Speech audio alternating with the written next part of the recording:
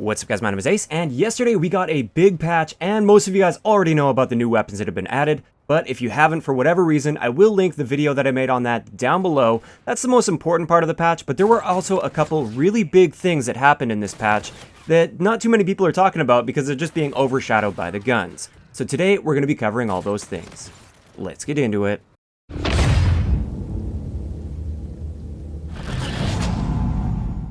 Alright guys, so hopping right into it, like always, I am going to leave a link to the patch notes in the description below if you want to go and check out every single thing, because I tend to just cover the things that you're actually going to notice on like a day-to-day basis. Sometimes it's some random weird bug that you probably have never ever experienced, so I don't cover those sorts of things.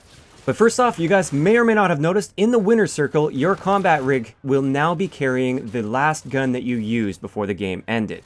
Personally, I would prefer it if we could actually pick our featured weapon, kind of like Black Ops 3, so you could deck it out with the camo and everything that you wanted, and no matter what gun you were using for your last kill in the game, it will still show up in the winner's circle.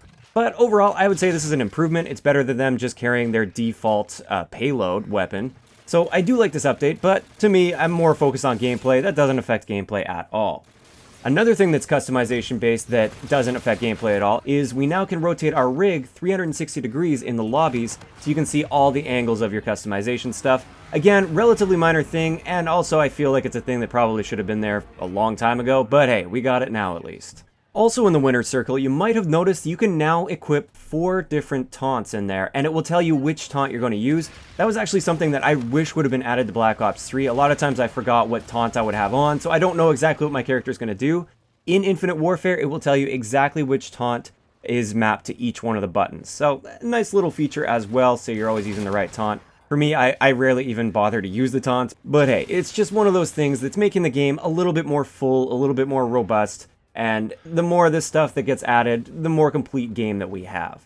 Another huge update, or at least when I first read it, I thought it was huge, but it turns out this doesn't apply to public matches, which in my opinion is a very good thing. They added kill trades for the first time that I've ever seen in Call of Duty.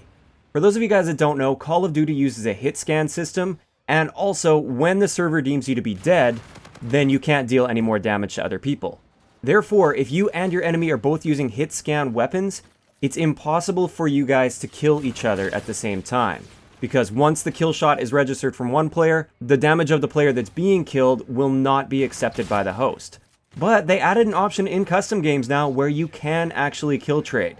So you ever get those moments where you're sniping and you fire a shot, but then immediately after you get sniped by the guy that you're shooting? With this system, both of you will die, but like I said, this is an option in custom games only. It's not live in public matches, and I'm very happy to see that. As for a few bug fixes and things like that, they fixed the bug where you were joining a game and it looked like you were on a party with somebody else even though you weren't, or like other people, it was showing them partied up when they really weren't partied up. That is apparently fixed now, so when you see a party in the lobby, that is actually a party, so that's a really good thing as well, because that was very confusing at times.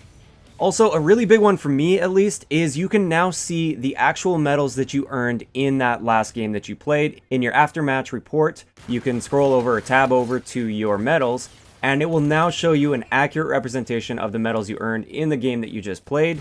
Whereas before, it was showing you it would show you the medals that you earned, but not how many of them. It would just show you your total amount of those medals out of the medals that you happen to earn in that game. So it was really confusing before, but that bug is now fixed, so you can now go and look and see how many slide kills you got, see how many headshots you got. This is great for those people that are tracking their challenge progress.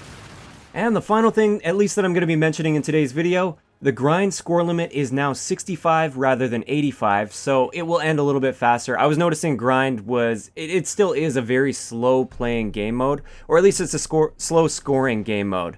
And this means now those grind games are not as likely to get all the way to the 10-minute mark, because I found a lot of my grind games that I was playing, they went the full 10 minutes, and it kind of gets boring after time. If you're playing for a full 10 minutes, and you're just thinking like, when's this game going to be over? It's not over yet, we still got all these points to go. So now it ends at 65 score. So that's pretty much it for all of the changes that were made in this most recent patch, aside from the new weapons being added, and I think a few other things added in the Quartermaster Collection. But yeah, of course, the big thing is the new weapons have been added, and like I said yesterday, I'm so happy that the new guns, at least, you can earn just by having challenges completed, or by being a Season Pass holder. I really like that. You don't have to get lucky in a supply drop to get those.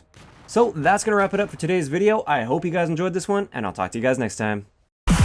Peace.